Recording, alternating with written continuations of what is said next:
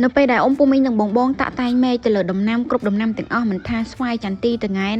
ឬក៏ដូងឯងអំពូមីងប្រកាសជារកកន្លែងដែលត្រូវកំទេចទៅលើមេឃឈើទាំងអស់ហ្នឹងឯងត្រូវអត់ហើយជំរឿនទី1ដែលអំពូមីងនឹកឃើញគឺប្រកាសជាយកមេឃឈើទាំងអស់ហ្នឹងទៅដុតចោលហើយសំខាន់ណាស់អំពូមីងប្រកាសជាដឹងហើយថាមេឃឈើទាំងអស់ហ្នឹងណាគឺអំពូមីងអាចយកទៅកែច្នៃធ្វើជាជីដើម្បីដាក់ទៅលើដំណាំវិញតែយើងមិនមែនយកដាក់ទាំងមេឃទៅដាក់តាមដំណាំទេណាអំពូមីងជាដំបូងគឺយើងត្រូវការឧបករណ៍វាយកតិចហើយដើម្បីយកអាកតិកទីទាំងអស់ហ្នឹងយកទៅផ្សំឬក៏លាយទៅតាមអ្វីដែលអំពូមីងធ្លាប់ធ្វើហ្នឹងទៅយកមកដាក់នឹងតាមគល់ដំណាំរបស់អំពូមីងតែបើសិនជាអំពូមីងគាត់មានត្រាក់ទ័រហើយគាត់ត្រូវការឧបករណ៍ដែលយកទៅបំពាក់ជាមួយនឹងត្រាក់ទ័រប្រភេទខ្នាតធំវាយមេឃបានលឿនបានស្អាតបានកតិចល្អ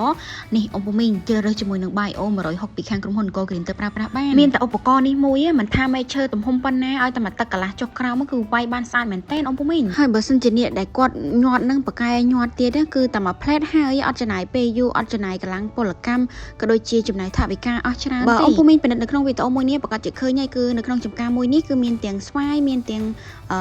ដូងប៉ុន្តែមិនមែនមានតែប៉ុណ្្នឹងហើយលើថាមានចម្រោះតែម្ដងអំពូមីងប៉ុន្តែដោយសារតែគាត់